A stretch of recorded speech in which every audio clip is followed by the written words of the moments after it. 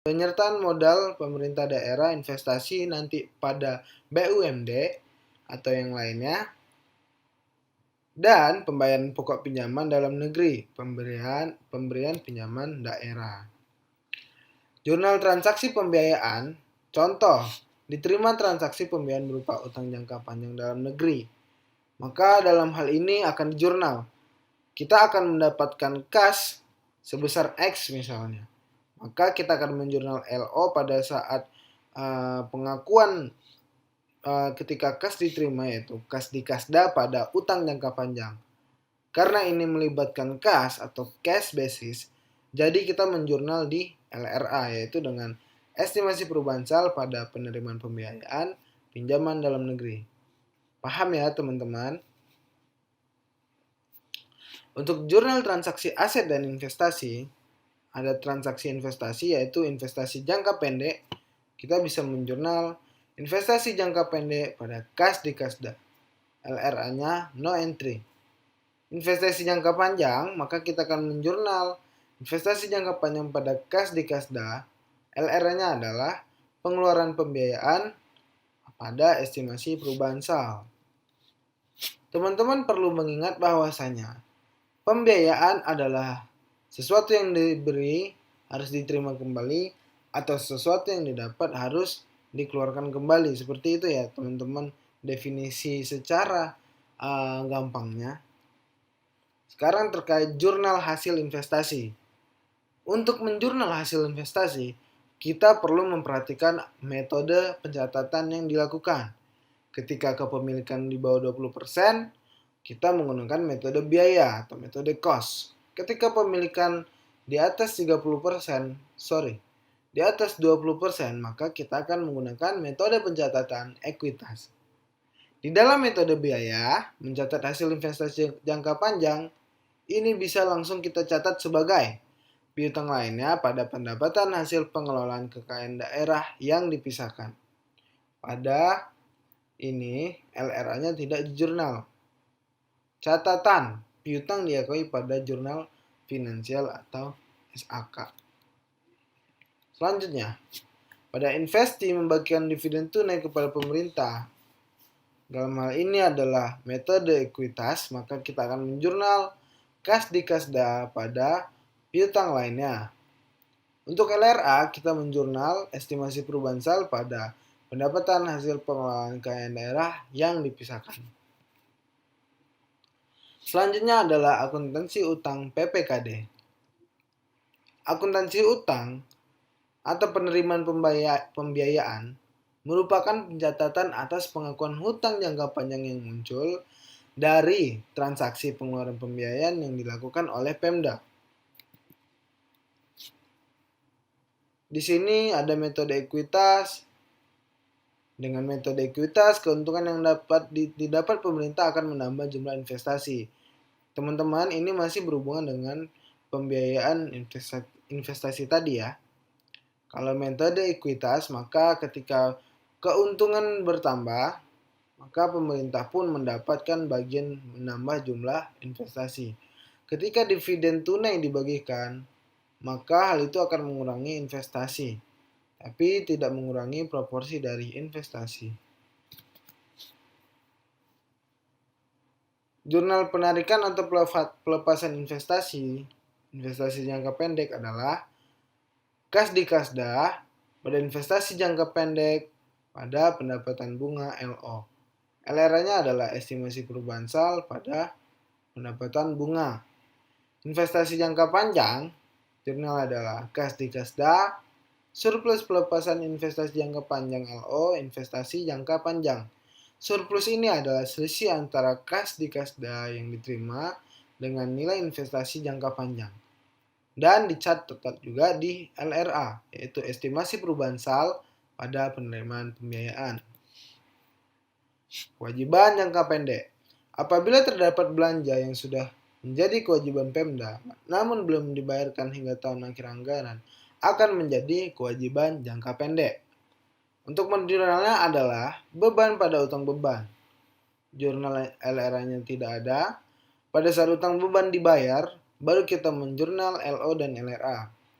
LO-nya adalah utang beban pada kas di Kasda.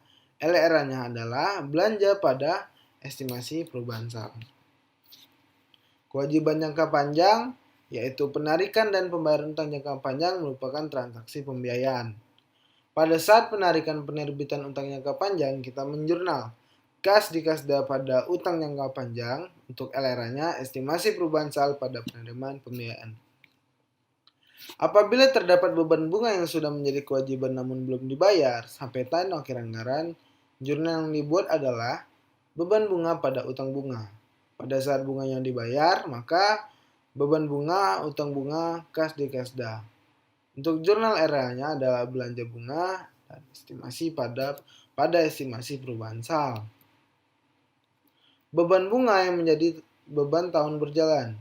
Ini ya teman-teman. Ini adalah beban bunga pada tahun berjalan. Utang bunga adalah beban bunga yang menjadi tahun sebelumnya. Menjadi beban tahun sebelumnya dan sudah diakui dengan jurnal pengakuan utang beban bunga yang dibayarkan pada tahun berjalan. Pada saat utang jangka panjang dilunasi, maka kita akan mendebit utang jangka panjang pada kas di Kasda. Untuk jurnal RA-nya adalah pengeluaran pembiayaan, penerimaan pembayaran pinjaman jangka panjang pada estimasi perubahan sal. Dengan catatan, jumlah yang dicatat dalam pengeluaran pembiayaan adalah jumlah yang dibayarkan Pemda. Akuntansi ekuitas. Akun ekuitas yang dilaporkan di neraca mencerminkan hak residual Pemda atau PPKD. Jurnal yang terkait dengan akun ekuitas umumnya dilakukan pada saat membuat jurnal penutup pada akhir tahun, yaitu menutup akun pendapatan LO dan beban. Ini seperti jurnal-jurnal akun penutup atau jurnal penutup pada akuntansi komersil. Jurnal untuk menutup akun pendapatan LO dan beban adalah ke akun surplus atau defisit LO. Pendapatan yang didebit, karena tadi pendapatan asalnya kredit, karena kita tutup, kita harus taruh dia di debit.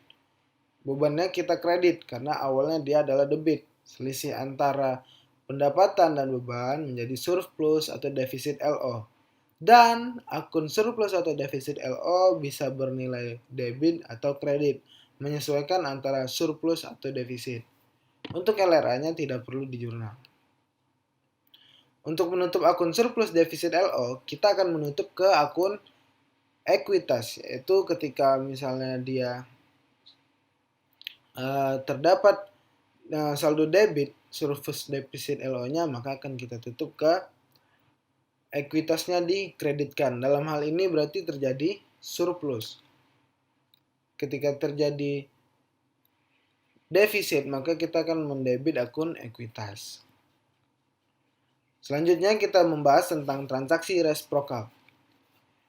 Yaitu jurnal ini dibuat untuk tujuan mencatat transaksi timbal balik antara PPKD selaku BUD dengan SKPD yang mencatat secara umum mencatat penerbitan SP2D dan penerimaan setoran SKPD. Jumlah ini hanya dibuat di subsistem akuntansi keuangan. Pada saat BUD menerbitkan SP2D, baik LS maupun UP, GU atau TU yang dibuat di dalam akuntansi PPKD adalah RKSKPD, ditulis sesuai nama SKPD-nya, ada kas di Kasda. Pada saat BUD menerima setoran pendapatan dari SKPD, berdasarkan bukti perubahan nota rekening atau koran, maka akan dijurnal kas di Kasda pada RKSKPD. Selanjutnya, pada saat BUD menerima setoran sisa dana, TU ataupun sisa UP, maka akan menjurnal kas di Kasda pada RKSKPD. Jurnal penyesuaian atau koreksi. Jurnal koreksi kesalahan pendapatan LRA atau LO itu tidak akan terjadi transaksi koreksi. Maka dalam hal ini di dalam akuntansi PPKD tidak akan terjadi transaksi koreksi atas kesalahan pendapatan yang berulang atau sering terjadi. Misalnya terkait pemungutan pajak yang bersifat self-assessment. Koreksi atas kesalahan pada tahun lalu berjalan ketika kita pengembalian kelebihan pendapatan pada tahun terjadi. Jurnalnya adalah beban tak terduga pada kas di Kasda atau belanja tak terduga pada estimasi perubahan sal. Ini untuk koreksi atas kesalahan pada tahun Lalu,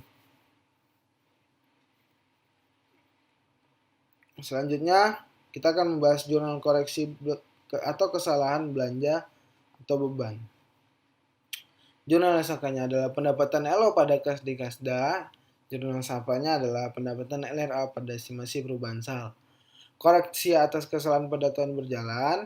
Yang di bawahnya adalah untuk koreksi pada tahun sebelumnya. Berikut adalah contoh laporan keuangan PPKD.